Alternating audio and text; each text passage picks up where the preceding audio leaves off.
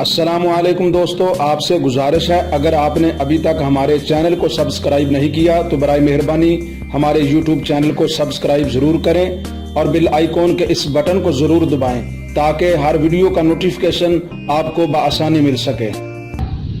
قرآن کی کوئی آیت پڑھ دی جاتی اور آپ کا خطاب شروع ہو جاتا۔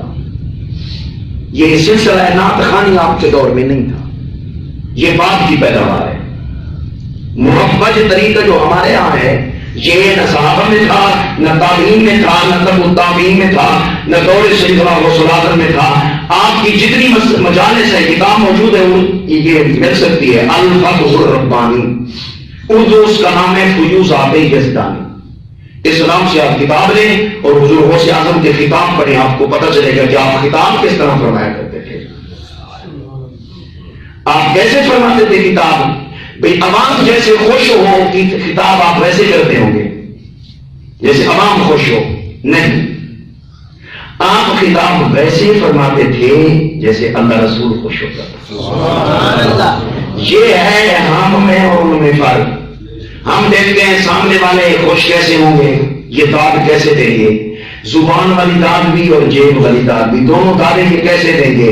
ایک شعر پڑھا، سبحان اللہ آپ نے زیادہ کہی تو مجھے پتا چل گیا ہاں یہ راز ہے، لہذا ادھر ہی چلیں، لہذا ہاں ناکام کرو جائے گا۔ جی ملک صاحب کی فرمائش کے میں یہ پڑھ رہا ہوں اور صاحب دعوت کی فرمائش پر یہ ہے، پرچی آ گئی، پتہ نہیں کیا لکھا ہوا ہے جی، فلاں ایم پی صاحب نے فرمائش کی ہے کہ یہ اچھا جی اللہ رسول کی فرمائش ہے، ذرا سے یہ پوچھیں اللہ رسول کی فرمائش پر بھی کبھی آپ نے پڑھی ہوگا تو فرمائش آنی نہیں ہے، ادھر تو ہم نے جانا نہیں ہے، یہ فرمائشیں پوری ہو رہی ہیں۔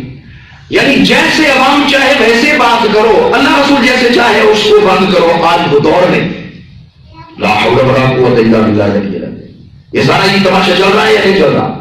حضور سیدنا غوث العظم رضی اللہ عنہ کے خطاب وہ ایسے خطاب تھے کہ سامنے والا جس فیلڈ سے تعلق رکھتا تھا اس کو جھنجھوڑ کے رکھ دینے والے تھے۔ وقت کا حاکم ہے تو اس کو اپنی پڑی ہوتی کہ اصلاح میری ہو رہی ہے، نہ کہ میری جیل کو ہلانے کی کوشش کی جا رہی ہے۔ ان تمام اور لالچ سے ہٹ کر ان جیسے اولیاء، آپ اور آپ جیسے اللہ کے اولیاء اور بزرگان دینوں کے جو خطاب ہوتے تھے قرآن و سنت پر مشتمل، وہ اصلاح امت کے لیے ہوتے تھے، وہ اصلاح جیب کے لیے نہیں ہوا کرتے تھے۔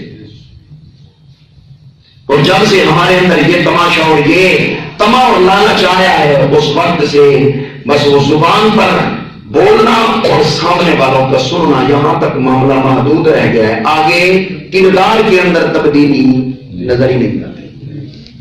سیدنا علی رضی اللہ تعالی عنہ دمشق کی جامع مسجد میں، کیونکہ جب آپ کا دور خلافت تھا تو کوفہ اور دمشق، کوفہ دار الخلافت تھا، کوفہ کی جامع مسجد میں آپ تشریف فرماتے اور ایک دن تشریف لائے، بھئی خطیب بہت سارے ہو گئے ہیں جو خطابات کرتے ہیں، تو آپ نے ایک دن فرمایا کہ میں لوں گا امتحان، جو پاس ہوگا وہ عین نماز اور تبلیغ کر سکے گا، دوسرے کو اجازت منبر رسول پر بولنے کی نہیں ہوگی۔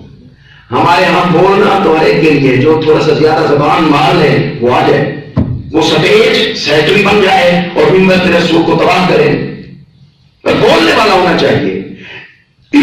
بلانے کے لیے فلاں صاحب تشریف لائیں، آدھا گھنٹہ وہ تقریر اپنی سنائے گا، اشعار سنائے گا، دائیں بائیں کی مارے گا، زمین و آسمان کے غلابے ملائے گا، پھر دعوت دے گا۔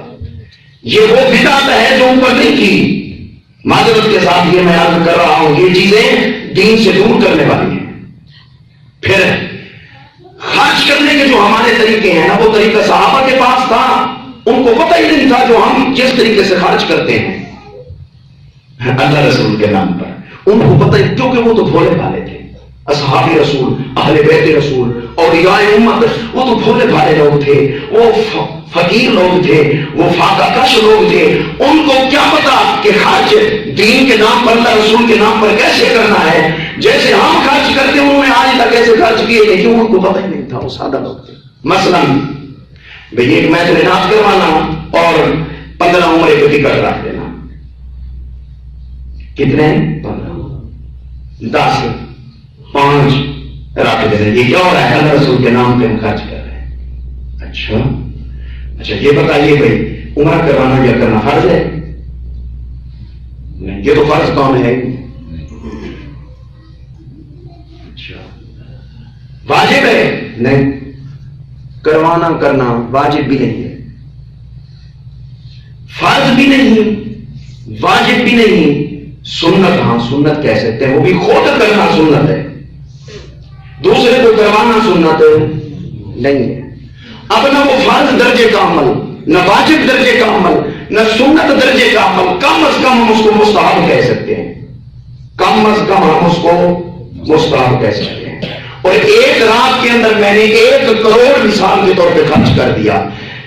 دیانتداری سے بتانا، دین کو اس 1 کروڑ رات نے 1 کروڑ جو خرچ ہوا، اس سے دین کو کتنا فائدہ ہوا، دین کو کتنی سپورٹ ہوئی، قرآن کو کتنی سپورٹ ہوئی، فقراء اور مساکین کو جن کے گھر میں کھانے کے لیے صبح کو ہے شام کو ان کو کتنی سپورٹ ہوئی. آقا مال بیانات خوروں کی جیب میں جو 50 لاکھ پتی ہیں، کروڑ پتی ہیں، ایسے لوگوں کی جیب میں جب مال جائے گا تو وہ یتیم فقیر ہے نا، اس سے اللہ رسول راضی ہوگا. نہیں، یہ ریاکاری ہے، یہ تماشا ہے. امام بخاری نے یہ حدیث روایت کی، رسول اکرم صلی اللہ علیہ وسلم نے ارشاد فرمایا جو چھپا کے خرچ کرے وہ قیامت کے دن عرش کے سائے کے نیچے ہوگا. اللہ رسول ایسے راضی ہوتا ہے. ہم دکھا کے خرچ کرنے کی طرف جا رہے ہیں، چھپا کے اللہ رسول زیادہ راضی ہوتا ہے. ادھر کیوں نہیں جاتے؟ ادھر واہ نہیں ہوتی، ادھر واہ نہیں ہوتی، ادھر میرے نعرے نہیں لگیں گے. ہاں مطلب سمجھ میں آ گیا کہ مقاصد کیا ہے. تو اس انداز میں تو حضرت سیدنا صدیق اکبر نے دین پہ خرچ کیا ہے. آپ کی پوری زندگی خرچ والی دکھا دیں، آپ نے کسی ایک کو عمرہ کروایا ہو. حضرت عمر فاروق نے خرچ کیا، کسی ایک کو عمرہ کروانا ہے، عمرے پہ بھیجتا ہوں. کیوں؟ میں امیر المومنین ہوں، میں قافلہ بھیجتا ہوں تاکہ اللہ مجھے ثواب عطا فرمائے. ثواب والا کام تو ہے، لیکن آپ نے کیوں کیا نہیں، خرچ اس انداز میں نہیں کیا. حضرت عثمان غنی رضی اللہ تعالیٰ عنہ کو غنی کہا جاتا ہے. غزوہ تبوک کے موقع پر 300 اونٹ ساز و سامان سمیت بار میں مصطفیٰ میں پیش، لیکن آپ نے کسی کو عمرہ نہیں کرایا. حضرت عبد الرحمن بن عوف ایک دن ایک موقع پر 100 اونٹ سامان سے لگا ہوا تجارت میں منافع کی صورت میں آپ کو حاصل ہوا. اور ایک نبی علیہ السلام نے ایک حدیث بیان کی، اس پر عبد الرحمن بن عوف نے عرض کی حضور یہ میرا سارا مال جو نفع میں آیا ہے 100 اونٹ سامان سمیت یہ مدینے کے فقراء کے لیے ہیں. آپ نے بھی عرض کی حضور 4-5 کو عمرہ کروا دیں. دین قرآن سنت جیسے ہمیں حکم دیتے ہیں، جب اس انداز میں خرچ کریں گے تو کوئی نتیجہ نکلے گا. اگر ہٹ کر خرچ کریں گے کوئی نتیجہ نکلنے والا نہیں ہے. اس لیے تو حضور نے فرمایا میرا صحابی آدھا سا جو خرچ کرے اور بعد والے احد پہاڑ کے برابر سونا خرچ کریں، برابری نہیں. اللہ کے بندو، اس طریقے سے ہمیں خرچ کرنا چاہیے جیسے اللہ چاہتا ہے، جیسے تاجدار دو عالم صلی اللہ علیہ وسلم چاہتے ہیں. کہ قرآن نے، سنت نے، فراوین مصطفیٰ نے ہمیں خرچ کرنے کا راستہ نہیں بتایا ہے. ہم وہ لینا نہیں چاہتے، ہم اپنی مرضی کرنا چاہتے ہیں. کر لو، دین اسلام میں اگر مرضی کرو گے تو کچھ ملنے والا نہیں ہے، سوا چتروں کے. یہ وہ پہلو ہیں جن کو بیان کرنا ضروری ہے، کیونکہ یہ ہیں بیماریاں. اچھا مجھے یہ بتائیے، اگر اس انداز میں پیسہ خرچ کروں، میرے پاس اللہ تعالیٰ بھی مجھے دے، میں اس طرح خرچ کروں گا اور 10 عمرے کے ٹکٹ، 50 جہیز اور فلاں یہ، مجھے یہ بتاؤ 50 لے جائیں گے نا، بس 50 ہی لے جائیں گے. کون؟ مائیں بہنیں. اور جو 1000 اور دھکے کھا کے واپس گئی ہیں ان کا حساب کون دے گا؟ ایک. نمبر 2، یہ 10-15 ہزار عوام اکٹھی ہوئی ہے، کہاں سے؟ وہ وہاں سے آ رہی ہے، کوئی 100 کلومیٹر سفر کر کے آ رہا ہے، کوئی 50. اس نے عصر کی نماز کو چھوڑا، مغرب کی نماز کو چھوڑا، عشاء کی نماز کو چھوڑا، کیونکہ وہ عاشق رسول ہے نا، وہ نمازوں کا عاشق نہیں ہے، وہ ٹکٹ کا عاشق ہے اور عاشق رسول ہے ماشاءاللہ۔ اللہ کے فرض ہضم عمرے کے لیے آ رہا ہے، فائدہ کیا ہوگا بتائیے مجھے؟ دوست کو ہوٹل پہ کھانا کھلایا جا رہا ہے، باپ گھر بھوکا بیٹھا ہے، ماں کو ضرورت ہے وہ بھوکی بیٹھی ہے اس کو، اور اقارب خونی رشتہ دار جن کے ساتھ صلہ رحمی کرنے کا حکم قرآن میں اللہ نے دیا ہے، احادیث میں رسول اکرم صلی اللہ علیہ وسلم نے دیا ہے، وہ راستہ نظر نہیں آتا، جو دوست ہے اس کو ہوٹل کے اوپر بکرا کھلایا جا رہا ہے، تو اجر تو ملے گا نا جی؟ ملے گا اجر؟ نہیں، چھتر پڑیں گے۔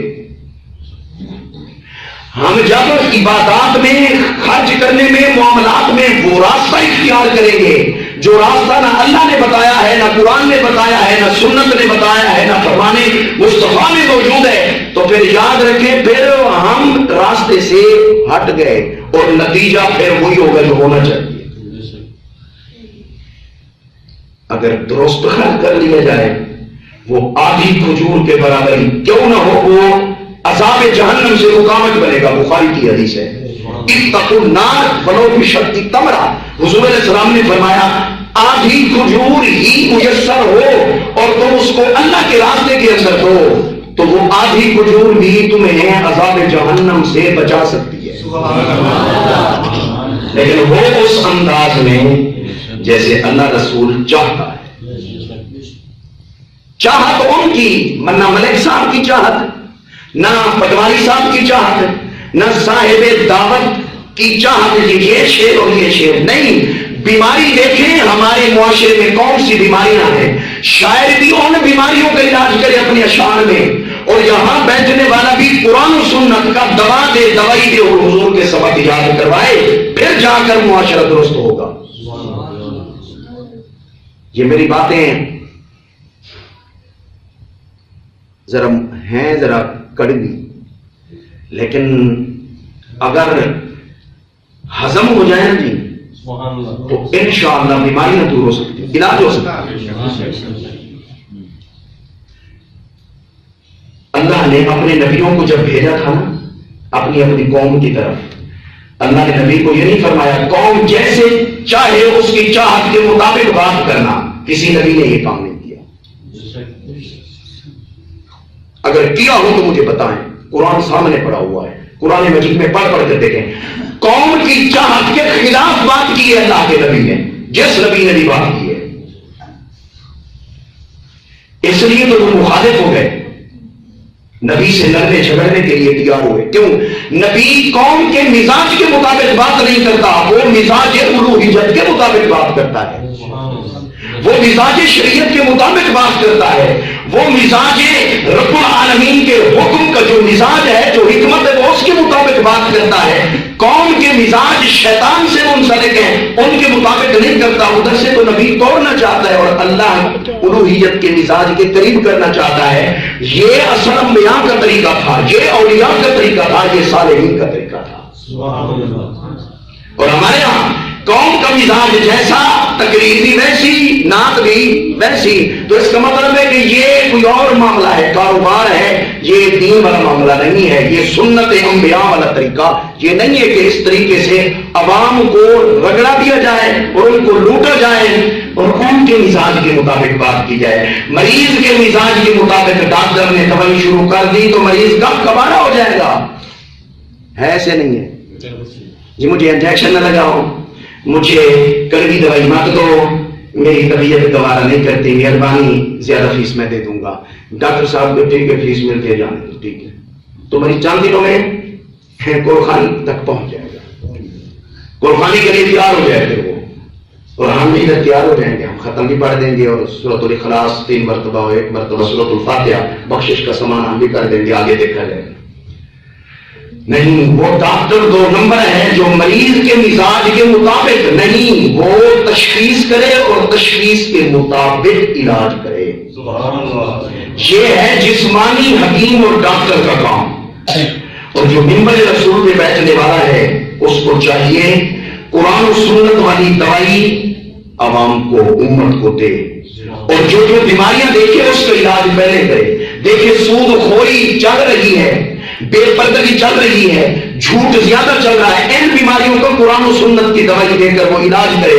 اگر ان کو وہ ٹس سے مس نہیں کرتا اور پھر وہ تبلیغ کرتا ہے تو تبلیغ نہیں ہو سکتی، یہ پھر کوئی اور معاملہ ہے۔ یہ کاروبار ہے چمکانے والا اور مال جمع کرنے والا، پھر یہ دین کی خدمت نہیں ہے، یہ دین کی خدمت نہیں ہے، یہ پیٹ کی خدمت اور جیب کی خدمت ہے۔ ریٹ مقرر ہے، بزرگوں سے آدمی نے تو کوئی ریٹ مقرر نہیں کیا تھا، سارے خطبوں میں کہیں ذکر نہیں کیا۔ جب تک ان طریقوں سے ہم نہیں نکلیں گے اصلاح ممکن نہیں ہے۔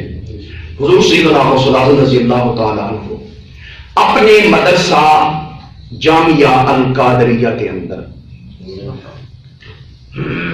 پہلے ٹائم میں 12 علوم کی کتابیں پڑھاتے تھے۔